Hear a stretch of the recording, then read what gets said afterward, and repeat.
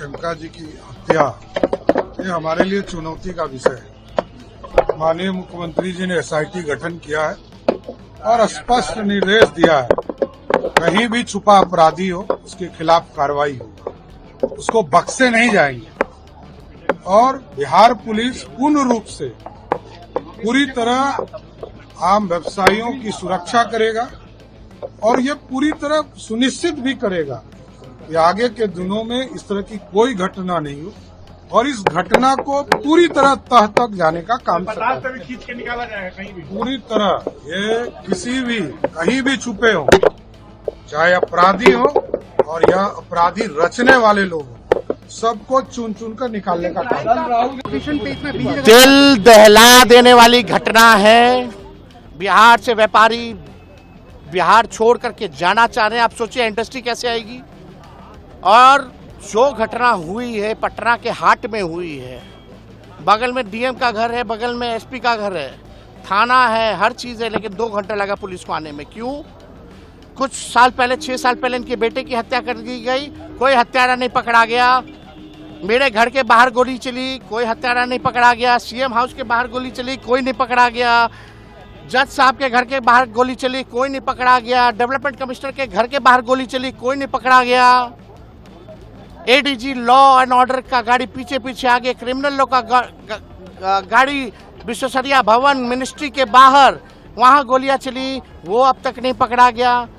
बिहार में अपराधियों का तांडव है और भ्रष्ट अधिकारी जब तक घूसखोरी करते रहेंगे, घूस ले लेकर के ट्रांसफर पोस्टिंग करते रहेंगे, जब तक परफॉर्मर अधिकारी नहीं आएगा तब तक काम होने वाला नहीं है। इस सरकार में कोई कार्रवाई, कोई सुनवाई नहीं। ये महाजंगल राज है। प्रधानमंत्री जी आए तो जरा पूछिएगा ये कौन सा राज है।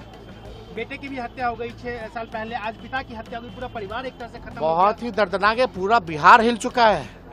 कोई महफूज आज के डेट में सेफ नहीं है। आप समझिए कौन सेफ बचा। आपके घर के बाहर भी गोली चली, क्या लगा कि सही में कोई पकड़ा ही नहीं गया ना अब तक। डर भी लगता है कि इस तरह की अरे अब डर क्या, तो लोग मान कर बैठे कब अपराधी आएगा, किसको ठोक के चला जाएगा। डर क्या है, लोग वो अपना काम तो करेगा ही। नीतीश जी ने कहा कि किसी को बख्शा नहीं जाएगा, लेकिन अभी तक आए नहीं। 6 साल पहले इनके बेटे की हत्या हुई, क्या इंसाफ मिला इनको?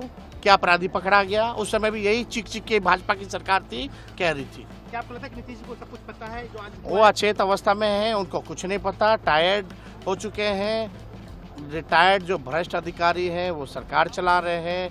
ट्रांसफर पोस्टिंग पटना का क्या कारण है कि 3 महीने में 3 एसपी बदल गए?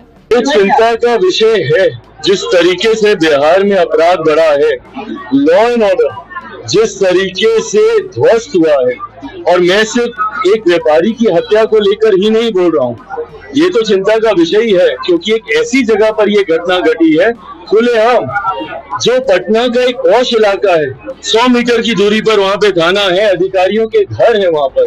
अगर यहाँ पे ऐसी घटना घट रही है तो सोचिए गांव देहात में क्या हो रहा होगा। अगर बिहार में एक भी हत्या होती है तो सरकार और प्रशासन के लिए ये चिंता का विषय होना चाहिए। मेरे लिए चिंता का विषय है कि मैं जिस सरकार का समर्थन कर रहा हूँ, और मैं दुखी हूँ इस बात से कि जो सरकार सुशासन के लिए जानी जाती थी, वो सरकार में अगर इस तरीके से आपराधिक घटनाएं बढ़ेंगी तो विपक्ष को तो बोलने का मौका मिलेगा ही।